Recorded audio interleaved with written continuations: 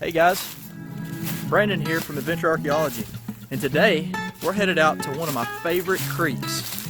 Let's go see if we can find some bottles.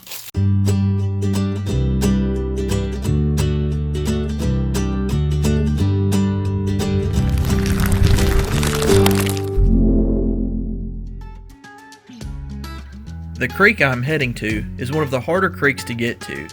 After a few dirt roads and a bit of a hike, I arrive in a town that once was booming with industry. This town once had saloons and businesses right along the creek bank, which make it prime for antique bottle hunting. Everything from Coke hutches to jugs have been found here, and I can't keep my mind from racing with thoughts of what may be around the next bend. The creeks have been good to me this year, and I'm hoping for several more scores before summer's end. One of the first things that I always do whenever I get to a creek, especially after we've had a really good rainstorm, is look at the banks of the creek and see if they've collapsed at all. It looks like we've had about 4 to 6 inches of rain within the past week. It looks like we have a new layer that has collapsed off the side of the bank right here, which means that we should have some bottles further down the creek. Now, that's not always the case, but it's usually a pretty good sign. So I'm kind of excited to see what we can find today, guys. This morning it feels like fall. I can feel the nip in the air. And you know what that means? It means fall and football. That's one of my favorite times of year. But it makes me a little bit sad to know that creek season's coming to a close. We had a really good year. Found a good bit of hutches in different creeks. We've got new hunting grounds, and that's going to make next spring very interesting. I still think that I've probably got another month of walking the creeks before it gets just too cold to be able to stand it. And who knows, maybe I'll buy some waders too, but it's really been very promising to think about all of the bottles that are in these creeks and to think that these places will never run out of bottles. Every time it rains, the bottom gets churned up and something new appears. It's definitely something that I'm very thankful for. Looks like this is gonna be a ball mason jar. Let's see. Can't tell how old it is.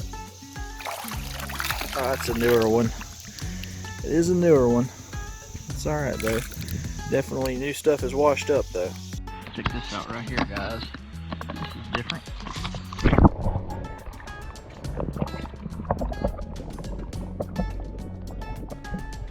Piece to a pocket watch. Sitting right there on top. It's obviously not gold because it's got green sticking to it there, but probably actually time period. Second pocket watch of the year in the water. That's pretty cool. So I got gravel in my shoe and I stopped right here to take my shoe off and get the gravel out, and right in front of it there's a bottle. Now how old is it?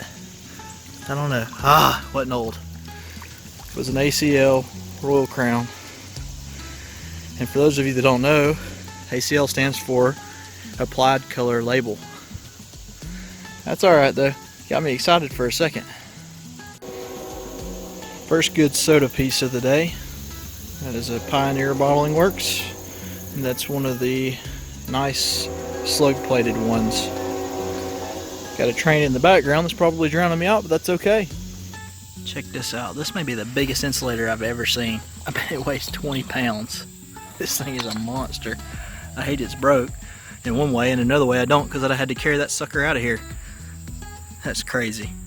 Starting to hit a little bracket right here that's got some bottles in it. I don't know if y'all can see right here. There's a med. It's in there pretty solid. I didn't think it was going to be whole. Maybe it is. It's whole and it's slick. It's the right age bracket though. It is definitely the right age bracket. Uh-oh, check this out. Oh man. First phone of the day. Probably a burner phone. Not in a real great area right now. There's a bottle right here, guys. I don't know if it's whole. Here, you gotta take a look underwater.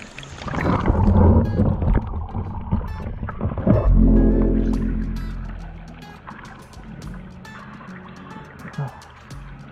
Yeah. It's whole. But it's just a Chero from Birmingham, Alabama. So that's a common one, but hey, it's a good sign. We'll keep it for sure and see what else we can find. There we go. That's what we want to see right there. Hutch top. It's not whole, but makes me feel good. It wasn't here last time I was here.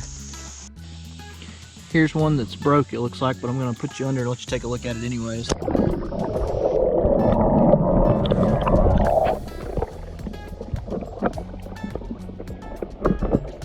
That would have been a rival, probably from Birmingham. Still a good age bracket though. Between it and the Chero, it's gave me a lot of hope, and the Hutch stopper.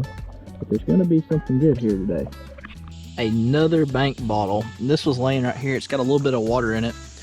We had about 4 to 6 inches of rain here a couple weeks ago, and I haven't been back to this creek since. And this must have either washed out of the bank or washed up out of the creek. But look at there, Pepsi Cola. That's a nice early one. Rinse it off and see how it looks. That's definitely better than that Chero. It's got a little bit of dirt on the inside, probably from where it was riding like that, but man, that's a nice one, guys. I'm excited about that. No chips or cracks. Thinking that it must have sat up there just long enough to get covered up 100 years ago, and here I come 100 years later looking, and there she sits. I'll take that for sure. We've dug these before, so it's not a first or anything, but man, that's nice. So the creek got deep, so I decided to get out and go around it. And the creek's kind of back over there, and it was real brushy over there, so I decided to walk out and around and back to the creek on that side. And I looked down, and the cobalt blue caught my eye. I don't know how old it is yet, but let's see. It's not old. I will keep it though. People love cobalt, and that was a milk of magnesia, but you can definitely tell still has the lid on there. It may be worth kicking around right here and seeing if I can find anything else laying on top. You never know. Usually if there's something like this laying around, there might be like some old tins or coffee jars or something like that. I don't know. We'll look and see though.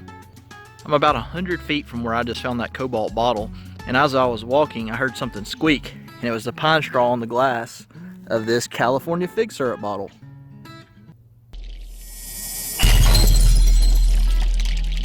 The California Fig Company opened at Reno, Nevada in 1878, selling its only product, syrup of figs.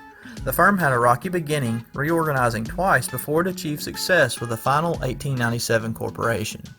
The Sterling Remedy Company purchased the California Fig Company in 1912, and it remains in business to the present.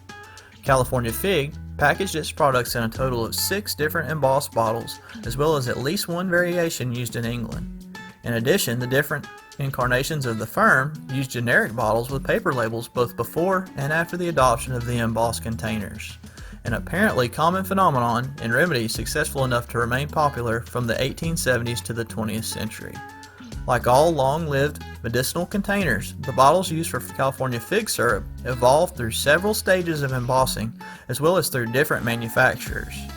A combination of dating techniques allows us to reliably date each stage of use. The bottles that we find in our videos were made by Illinois Glass and were used from 1915 to 1929. So that's pretty cool. These are pretty common.